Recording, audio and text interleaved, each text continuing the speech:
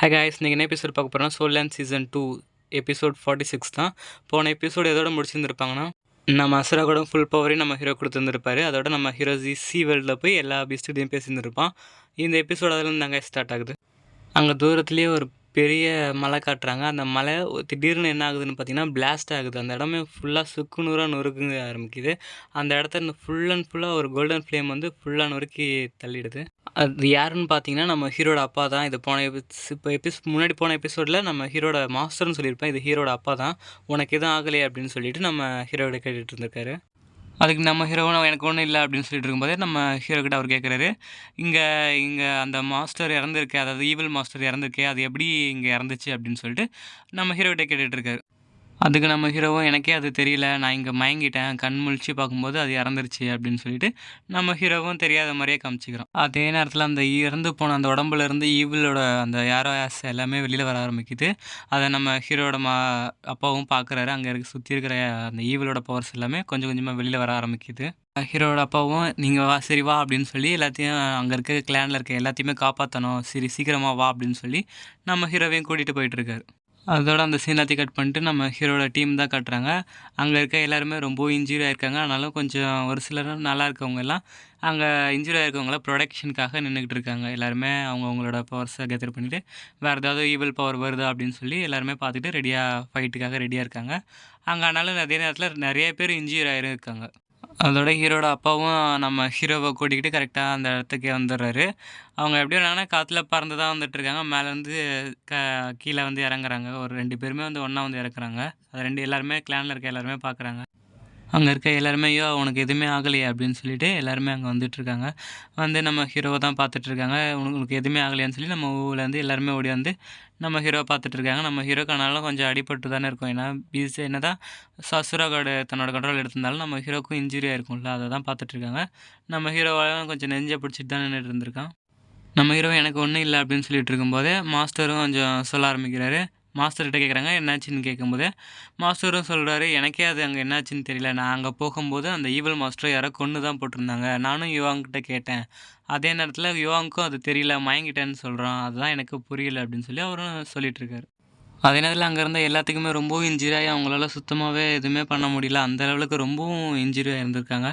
அதனால் என்னென்னா நம்ம இங்கேருந்து கிளம்பி ஆகணும், இங்கே இருக்க எல்லா கிளானையும் காப்பாற்றிட்டு நம்ம கிளம்பணும் அப்படின்னு சொல்லிட்டு அந்த மற்ற கிளானில் இருந்து வந்தவங்க எல்லாத்தையும் அடைச்சி வச்சுருக்க அந்த இடத்துக்கு வந்திருக்காங்க.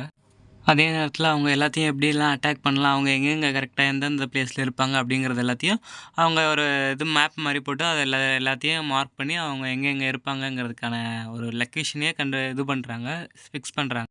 நம்ம ஹீரோவும் சொல்கிறான், அங்கே எல்லாருக்கும் உடம்புலையும் பாம் வச்சுருக்காங்க, அது எல்லாத்தையும் நம்ம சரியாக தான் கையாளணும், இல்லைனா ரொம்ப பெரிய பிரச்சனை ஆகிடும். ஏன்னா மாஸ்டர் இறந்துருக்கான், அங்கே இருந்த ஒரு சில அந்த இதுங்க மட்டும்தான் பாக்கியிருக்குங்க. ஏன்னா அவனுங்க ஆர்டர் இல்லாததுனால எல்லா விதமான பீப்புள்ஸையும் ஈஸியாகவே கொல்லவும் வாய்ப்பு இருக்குது.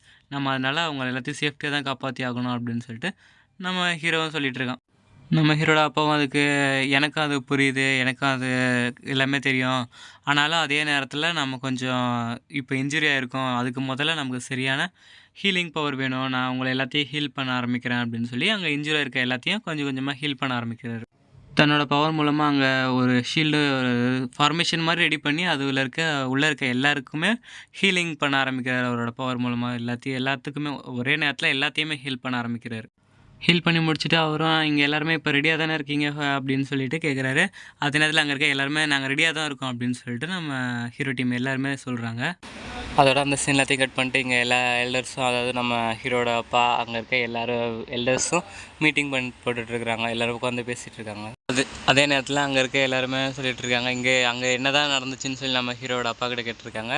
அதே நேரத்தில் நம்ம ஹீரோட அப்பாவும் சொல்லிட்டு இருக்காரு, என்னென்னா அங்கே நடந்த சண்டை எல்லாமே என்னால் தான், நான் ஒழுங்கான இதில் பண்ணியிருந்தேன்னா அது நான் அங்கே இருந்தால் உயிர் போயிருந்திருக்காது அப்படின்னு தப்பு எல்லாமே என்ன மேலே தான் அப்படின்னு சொல்லி தான் பழி எல்லாத்தையும் நம்ம மேலே போட்டுக்கிறாரு.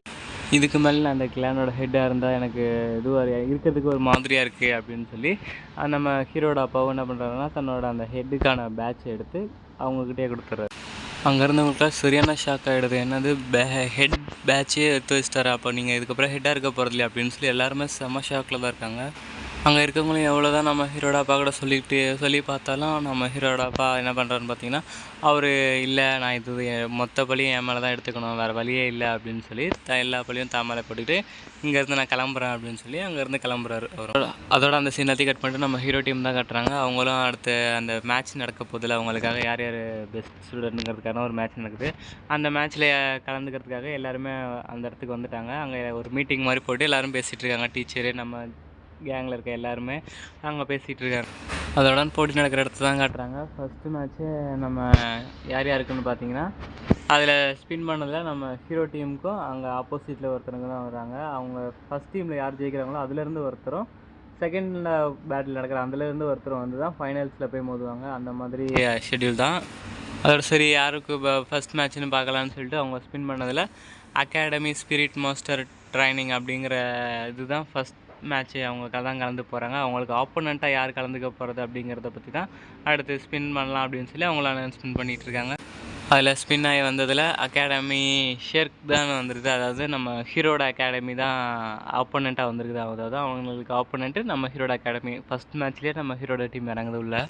அங்கே இருந்த எல்லாருமே இதை பார்த்துட்டு ஷெர்க் அகாடமி தான் அதிகபட்சம் எல்லாருமே கத்திக்கிட்டு இருக்காங்க. ஏன்னா எல்லாருமே ஷெர்க் அகாடமியை தான் சப்போர்ட் பண்ணிகிட்டு இருக்கானுங்க. அதனால் எல்லாருமே நம்ம ஹீரோ டீமுக்காக தான் சப்போர்ட் பண்ணி கத்திக்கிட்டு இருக்கானுங்க. ஓகே காய்ஸ், இதோட இந்த எபிசோட் முடிச்சிக்கலாம். நெக்ஸ்ட் எபிசோட் நாளைக்கு பார்த்துக்கலாம் காய்ஸ். By guys. ஏன்னா என்கிட்ட டைம் அதிகமாக இல்லாதனால வீடியோ ஷார்ட்டாகவே முடிச்சுக்கிறேன் காய்ஸ். By guys.